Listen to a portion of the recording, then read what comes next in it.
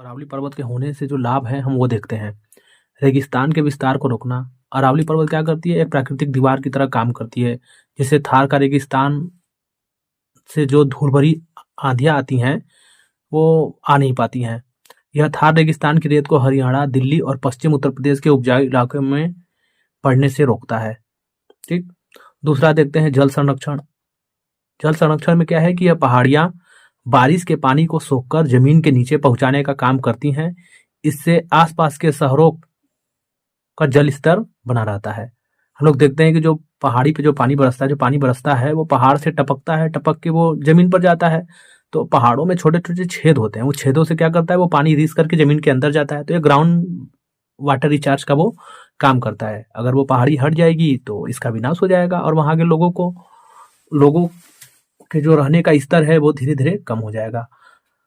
जी, अरावली पर्वत नदियों का ढेर सारा उद्गम स्थल भी है। तो अरावली से कई महत्वपूर्ण नदियां निकलती हैं, जैसे बनास हो गया, लूनी हो गया, साबरमती हो गया, साहिब हो गया। ये नदियां खेती और पीने के पानी का बड़ा स्रोत है। ठीक है, क्योंकि हम ऊपर देखें कि इससे जल स्तर बना रहता है, जो पीने के पानी और पीने के लिए और खेती करने के लिए बड़ा उपजाऊ है, बड़ा काम योग्य है। इस वजह से इसका, अगर अरावली पर्वत है तो हमको इसका फायदा है। प्रदूषण से बचाव भी करता है। दिल्ली एनसीआर जैसे भारी प्रदूषण वाले इलाकों के लिए अरावली फेफड़ों की तरह काम करती है। यहाँ के जंगल हवा को साफ करते हैं और ऑक्सीजन बढ़ाते हैं। जैसा कि हम लोग देखते हैं हर साल ही दिल्ली एनसीआर में भारी प्रदूषण रहता है, तो उसी से जो अरावली है, अरावली में ढेर सारे पेड़ पौधे लगे हुए हैं, जंगल लगे हुए हैं। वो क्या करता है, हवा को साफ करता है, हवा को साफ करके ऑक्सीजन बढ़ाता है। इसी वजह से अरावली को फेफड़ा भी कहा जाता है। वन्य जीव और जैव विविधता। अरावली के पर्वतों में ढेर सारे वन्य जीव और जैव विविधता भी है। यहाँ कई वन्य जीव अभ्यारण्य भी हैं, जैसे सरिस्का है, माउंट आबू है, जो पैंथर, नीलगाय और कई दुर्लभ पक्षियों का घर भी है, जिसके लिए जाना जाता है। यहाँ पैंथर, नीलगाय और ढेर सारे पशु पक्षी भी हैं। सरिस्का एक पक्षी है, तो दुर्लभ पक्षियों का घर भी है। जलवायु नियंत्रण देखते हैं। यह मानसूनी हवाओं को रोककर बारिश कराने में सहायक होती है और गर्मियों में चलने वाली गर्म धूल भरी आंधियों, जिसे लू कहते हैं, की रफ्तार को भी कम करती है। बिल्कुल एक जलवायु को नियंत्रण करती है।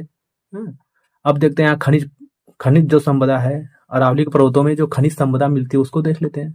अरावली खनिजों का भंडार है। यहाँ से तांबा मिलता है, जस्ता मिलता है, सीसा मिलता है और पत्थर जैसे महत्वपूर्ण संसाधन मिलते हैं, जो देश की अर्थव्यवस्था में मदद करते हैं। भाई ये पर्यटन का भी काम करता है। पर्यटन का भी ये काम करता है, जैसे माउंट आबू, उदयपुर और अरावली की वादियां पर्यटन का मुख्य केंद्र है, जिससे स्थानीय लोगों को रोजगार मिलता है। अब इसे अगर काटा, अरावली का पर्वत अगर टूट गया तो माउंट आबू, उदयपुर, अरावली जो यहाँ पर्यटन का काम है, जिसको देखने के लोग दूर दूर से आते हैं, वो आने बंद हो जाएंगे। तो वहां के जो स्थानीय लोग, उनको जो रोजगार मिलता है वो रोजगार मिलना बंद हो जाएगा।